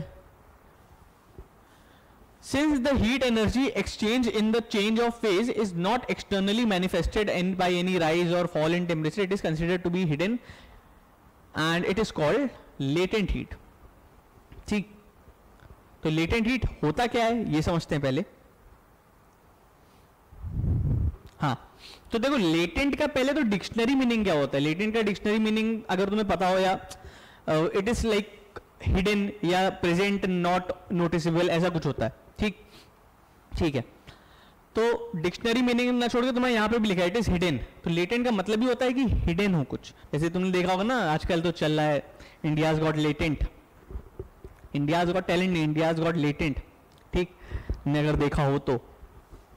ठीक, क्रेजी शो है आई नो, पर हाँ, तो वैसे ही लेटेंट मतलब वही ही हिडन हो. ठीक, तो लेटेंट हीट का मतलब क्या है. Since the heat energy exchange in the change of phase is not externally manifested by any rise or fall in temperature, it is considered to be hidden in the substance. It is called latent. मतलब वो heat energy जो change of phase के time body release या absorb करती है, तो वो heat कहलाती है latent heat. ठीक, ये body के अंदर hidden होती है. ठीक, ये कहीं कहीं externally हमने उसको provide नहीं करी होती. ठीक, it is not externally manifested by any rise और फॉल इन टेम्परेचर. टेम्परेचर से इफेक्ट नहीं हो रही, इससे इसका टेम्परेचर पे कोई इफेक्ट नहीं है. ठीक, तो वो जो हीट एनर्जी होती थी वो rise in fall in temperature की वजह से होती थी. ये इस लेटेंट हीट का नाम है. लाइक लेटेंट हीट जो है ये केवल चेंज ऑफ फेस के लिए है. तो चेंज ऑफ फेस के लिए जो भी एनर्जी एब्जॉर्ब या रिलीज हो रही, that heat is called latent heat. ठीक, it is considered to be hidden in the substance. ये सब्सटेंस में हिडन मानी जाती है, इसी वजह से लेटेंट हीट कहते हैं. ठीक है, अब यहाँ पे एल, कैपिटल एल क्या है. कैपिटल एल है हमारा क्या बोलते हैं, स्पेसिफिक लेटेंट हीट. हाँ, कैपिटल एल है लेटेंट हीट. ठीक, तो ये हो जाएगा heat energy exchange for the change of phase upon mass. ठीक, सॉरी, हाँ, कैपिटल है स्पेसिफिक लेटेंट हीट. अब जैसे तुमने स्पेसिफिक हीट कैपेसिटी पढ़ा था, वैसे ही स्पेसिफिक लेटेंट हीट है. जिस तरह स्पेसिफिक हीट कैपेसिटी था, ठीक, स्पेसिफिक हीट कैपेसिटी क्या पढ़ते थे कि the heat energy per unit mass, the heat energy absorbed और रिलीज, या ये कह लो पर यूनिट मास एंड पर डिग्री सेल्सियस, कि 1 डिग्री सेल्सियस टेम्परेचर बढ़ाएंगे ऑफ यूनिट मास, तो जितनी हीट एब्जॉर्ब होगी that will be called specific heat capacity. Like specific होती थी, 1 यूनिट मास के लिए ही होती थी. ठीक, 1 यूनिट मास का अगर 1 डिग्री बढ़ाओगे तो जितनी भी हीट एनर्जी रिक्वायर होगी उस 1 डिग्री को बढ़ाने के लिए, that was called specific heat capacity. Same चीज है, स्पेसिफिक लेटेंट हीट भी वही है. स्पेसिफिक लेटेंट हीट है द हीट एनर्जी एब्जॉर्ब्ड और release while the change of phase. अब यहाँ पे टेम्परेचर इंक्रीज करने के लिए नहीं, यहाँ पे हम फेज को चेंज करने के लिए, या तो सॉलिड से लिक्विड, लिक्विड से गैस, गैस से जो भी है. ठीक, फेज चेंज करने के लिए जितनी भी हीट रिक्वायर होगी per unit mass, that is called specific latent heat denoted by capital L. ठीक, और ये जो क्यू होगी यही होती है लेटेंट हीट. ये जो क्यू यहाँ पे एनर्जी फेज चेंज करने के लिए हम एब्जॉर्ब या रिलीज कर रहे हैं, that is called, this is latent heat. ठीक, और ये specific heat capacity, sorry, specific latent heat. ठीक,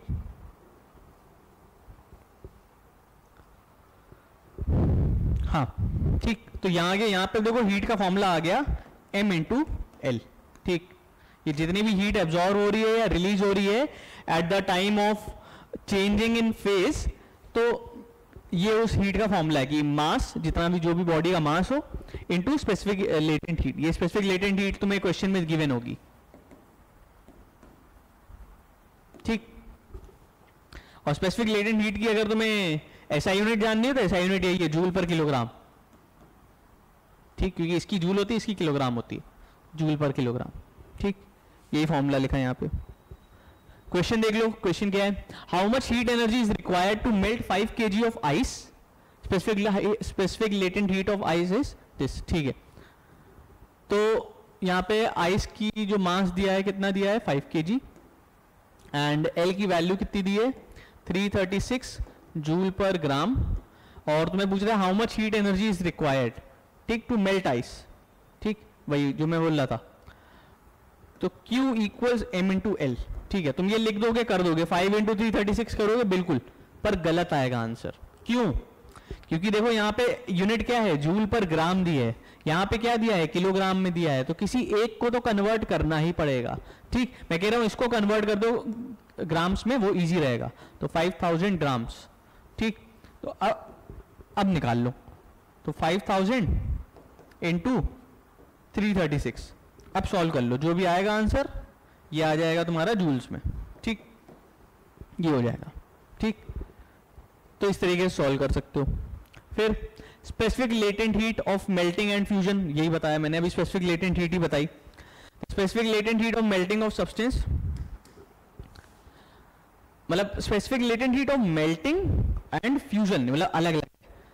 तो specific latent heat of melting is defined as heat energy required to convert unit mass from solid to liquid without changing in the temperature. तो specific latent heat क्या होती है, that heat energy which is required to change the unit mass. देखो मैंने कहा था ना unit mass के लिए, ये यूनिट मास को अगर हमें सॉलिड से लिक्विड बदलना है तो जितनी हीट एनर्जी रिक्वायर होगी eight constant temperature, that heat energy is called specific latent heat. समझ गए, यूनिट मास को सॉलिड से लिक्विड में बदलना है एट कांस्टेंट टेम्परेचर, तो जो हीट एनर्जी रिक्वायर्ड हो रही है वो हीट एनर्जी कहलाती है specific latent heat of melting. ठीक, अब यही फ्यूजन के लिए क्या होगा, on the other hand specific latent heat of fusion is the heat energy released. अब ये हीट एनर्जी रिक्वायर, क्योंकि मेल्टिंग में क्या होता है, हीट एनर्जी एब्जॉर्ब हो रही होती है, और फ्यूजन क्योंकि उसका रिवर्स प्रोसेस है, उसमें हीट एनर्जी रिलीज होगी। तो heat energy released when a unit mass, ठीक, converts from liquid to solid. अगर लिक्विड से वापस सॉलिड बनाना हो उसी यूनिट मास को, तो जितनी हीट एनर्जी रिलीज होगी that will be called specific latent heat of fusion. ठीक, तो ये चीजें। अब बाकी इसकी कुछ कुछ यूनिट देख सकते हो, 1 किलो कैलोरी पर kilogram equals 1 calorie plus 1 calorie per ग्राम, या 1 calorie per gram equals 4.2 joule पर ग्राम, 1 calorie per gram equals 4.2 into 10⁻³ joule per kilogram.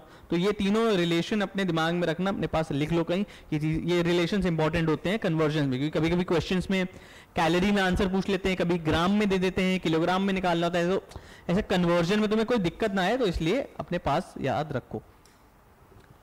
ठीक, a piece of ice is heated at a constant rate. The variation in temperature with time is shown in the graph below. ठीक है, a piece of ice is heated at a constant rate. The variation in temperature with time of heating is shown in the graph below. ठीक है, ठीक, ये graph है। ठीक है, ये ग्राफ -10 डिग्री सेल्सियस पे आइस थी। ठीक, उसको हमने हीट किया, ए पॉइंट पे आया, वो 0 डिग्री सेल्सियस पे आइस बन गई। 0 डिग्री सेल्सियस पे ए से बी तक, ये विजिबल है तुम्हें? रुको, इसको पहले थोड़ा सा, क्वेश्चन बाद में पढ़ेंगे, ये 3 क्वेश्चन क्या लिखे ये बाद में पढ़ेंगे। पहले इस डायग्राम को थोड़ा सा एनालाइज करते हैं, थोड़ा सा जूम इन करते हैं। ठीक, ठीक है, तो देखो ये डायग्राम कुछ ऐसा दिया है, आइस का दिया है। आइस हमारे पास कहाँ थी? 0 डिग्री सेल्सियस पे थी, सॉरी -10 डिग्री सेल्सियस पे थी। ठीक, तो हमने उसको हीट किया, हीट करते करते उसका टेम्परेचर कितना पहुंचा? हीट करते करते उसका टेम्परेचर पहुंचा 0 डिग्री सेल्सियस पे। ठीक, तो 0 डिग्री सेल्सियस पे पॉइंट है ए। अब ए से बी की तरफ या ए से बी तक क्या हुआ? हमारा टेम्परेचर कांस्टेंट रहा। तो टेम्परेचर कांस्टेंट रहने का मतलब क्या है? Change of phase. अगर टेम्परेचर कांस्टेंट रहता है तो मतलब फेज चेंज हो रहा है। तो ए से बी तक क्या था? There was no change of phase, मतलब there was no increase in temperature, मतलब चेंज ऑफ फेज। यानी यहां पे आइस क्या हो रहा होगा? मेल्टिंग। ठीक, अब जैसे यहां पे फिर उसके बाद फिर टेम्परेचर बढ़ने लगा, टेम्परेचर बढ़ने लगा, बढ़ेगा किसका? आइस का तो बढ़ेगा नहीं, ये वाटर में बदल गया। तो बी पॉइंट पे ये, ए पॉइंट पे आइस थी 0 डिग्री सेल्सियस पे, पर बी पॉइंट पे वो 0 डिग्री सेल्सियस पे वाटर बन गया और उसका फिर टेम्परेचर इंक्रीज हुआ और सी तक पहुंचे। सी का है 100 डिग्री सेल्सियस। ठीक है, तो अब ये 100 डिग्री सेल्सियस पे वाटर है, इसको हम फर्दर हीट कर रहे हैं। तो फर्दर हीट करते करते करते करते ये फिर और कहीं एक पॉइंट पे जाके फिर ये वेपर बदल जाएगा आगे जाके। ठीक है, तो ये डी पॉइंट है, ये अननोन है। ठीक, ये मतलब ये अभी 100 डिग्री सेल्सियस पे वाटर बॉईल हो रहा है। ये जो फेज है जहां पे कांस्टेंट टेम्परेचर हो गया, फिर से यहां पे फिर से कांस्टेंट टेम्परेचर हो गया CD में, तो यहां पे क्या हो रहा है, बॉइलिंग ऑफ वाटर। ठीक, अब देखते हैं क्या है क्वेश्चंस। ठीक, इस टाइप के ग्राफ वाले क्वेश्चंस आते हैं। What is represented by AB, तो AB से क्या रिप्रेजेंट हो रहा है, मेल्टिंग, लिख देना मेल्टिंग ऑफ आइस। ठीक, what does CD represent, boiling of water, boiling of ice मत लिखना, boiling of water. What conclusion can you draw regarding the nature of ice from the graph? हाँ, अब इस क्वेश्चन का answer क्या होगा कि what conclusion can you draw from the regarding the nature of ice from the graph? अब इसका क्या कंक्लूजन होगा कि आइस का नेचर कैसा है। आइस देखो पहले -10 डिग्री सेल्सियस पे थी, -10 डिग्री सेल्सियस पे उसको हीट किया तो वो 0 डिग्री सेल्सियस पे आके फिर वो मेल्ट हुई, वाटर में बदली, वाटर फिर 100 डिग्री सेल्सियस पे बॉईल हुआ। अब इसका नेचर तुम बताओ क्या हो सकता है। तो इसका तुम नेचर लिख सकते हो, लाइक तुम्हें अगर ऐसा कुछ खास इसमें कंक्लूजन समझ नहीं आए तो कंक्लूजन तुम इतना लिखो, पूरा एक जो मैंने बताया ये पूरा ग्राफ एक्सप्लेन कर दो कि आइस क्या थी, 0 डिग्री सेल्सियस पे थी। आइस के बारे में ही लिखो, वो बॉइलिंग वॉइलिंग में मत जाना, कि 0 डिग्री सेल्सियस पे जो आइस थी, सॉरी -10 डिग्री सेल्सियस पे जो आइस थी वो उसको हीट किया तो वो 0 डिग्री सेल्सियस तक उसका टेम्परेचर डिक्रीज हुआ, उसने हीट एब्जॉर्ब करी और 0 डिग्री सेल्सियस तक टेम्परेचर उसका राइज हुआ। 0 डिग्री सेल्सियस पे टेम्परेचर रीच करने के बाद आइस ने और हीट एब्जॉर्ब करी but at a constant temperature. 0 degree Celsius पे पहुंचने के बाद उसने टेम्परेचर कांस्टेंट रखा, हीट एब्जॉर्ब करी और अपना फेज चेंज किया फ्रॉम आइस टू वाटर। ठीक, ये पूरा लिखना, यही सब कंक्लूजन तुम ड्रॉ कर सकते हो इससे। ठीक, और वहां पे इस टाइम पे जो हीट एब्जॉर्ब कर रही थी वो कौन सी हीट थी, लेटेंट हीट, ऐसा कुछ मेंशन कर देना। ठीक, कि मतलब थोड़ा सा टॉपिक से रिलेटेड। ठीक, अब ये green house effect and global warming, तो ये जो पोर्शन है ये तुम रीड कर सकते हो, इसमें तुम देख लेना इन सब के कॉजेस देख लेना। लाइक ग्रीन हाउस में तुम ग्रीन हाउस गैसेस देख लेना कौन कौन सी होती हैं। ठीक, ग्रीन हाउस इफेक्ट में तुम क्या देखोगे, ग्रीन हाउस गैसेस कौन सी होती हैं। ठीक, ग्लोबल वार्मिंग में तुम देख लेना इसके कॉजेस, ठीक, इसके मेजर्स, ठीक, इसको हम कैसे सही करें, कैसे कॉजेस, क्या कॉजेस हैं, क्यों हो रहा है, क्या क्या चीजें हैं, ये सब चीजें देख सकते हो। ग्रीन हाउस इफेक्ट में तुम ग्रीन हाउस गैसेस देख सकते हो, फिर इसकी भी थोड़ी बहुत चीजें और देख लेना। ठीक, ग्रीन हाउस गैसेस के ग्रीन हाउस इफेक्ट के कॉजेस क्या हैं, ठीक, फिर इसको कैसे इसको सही करना है, सब चीजें हैं। तो ये रीड करने वाला है, ये चीजें तुम देख सकते हो, समझ सकते हो, 1-2 पन्ने वाली चीजें, कुछ खास पूछा नहीं जाता। ठीक, पूछ लिया जाएगा तो मैक्स तुमसे ग्रीन हाउस गैसेस पूछ लेंगे कौन सी होती हैं, या ग्लोबल वार्मिंग के कॉजेज या पूछ लेंगे, या थोड़ा सा मेजर्स पूछ लेंगे कि कैसे ग्लोबल वार्मिंग को रिड्यूस किया जाए, ये सब चीजें। तो ये सब चीजें तो बहुत बेसिक थ्योरी वाली चीजें, और ऐसी थ्योरी जो एक जनरल नॉलेज वाली थ्योरी है, लाइक जो तुम हमेशा से पढ़ते ही आ रहे हो, सुनते ही आ रहे हो, 5वीं 6ठी क्लास से ये सब चीजें पढ़ रहे हो, green house effect, global warming, तो अलग से टाइम देने का कोई पॉइंट नहीं है। ठीक, तो ऑन दैट नोट हमारा कैलोरीमेट्री भी यहाँ खत्म होता है।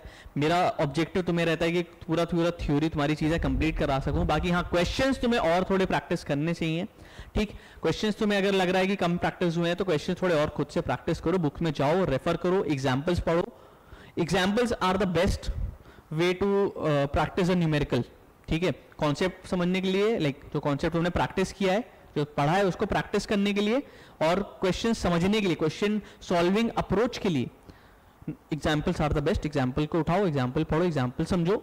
ठीक, बाकी क्वेश्चंस के लिए तो अलग से हम सॉल्व कराते रहेंगे, लाइव भी आऊंगा कभी, लाइक आगे चल के तुम्हारे लिए लाइव भी आऊंगा तुम्हारा टाइम पे। ठीक है, तो फिर लाइव भी हम क्वेश्चन सॉल्व करेंगे, और फिर क्वेश्चंस के लिए अलग से वीडियो में भी डेडिकेटेड वीडियो रहेगी, तो तुम उससे भी समझ सकते हो। ठीक, तो क्वेश्चंस तुम प्रैक्टिस कर सकते हो। बाकी मैंने कुछ टाइप के क्वेश्चन कराए, इस टाइप के क्वेश्चन पूछे जाते हैं। ठीक, बाकी और इन दी एंड तो फिर तुम्हारी प्रैक्टिस तुम जितनी ज्यादा करोगे वो उतना बढ़िया है। ठीक, तो फिर यहीं पे हमारी कैलोरीमेट्री खत्म होती है, समाप्त होती है। अब इसके बाद हमको और जो चैप्टर्स हैं हम वो भी करेंगे। तब तक के लिए मिलते हैं, good night, bye bye, tata, see you in the next video, bye bye.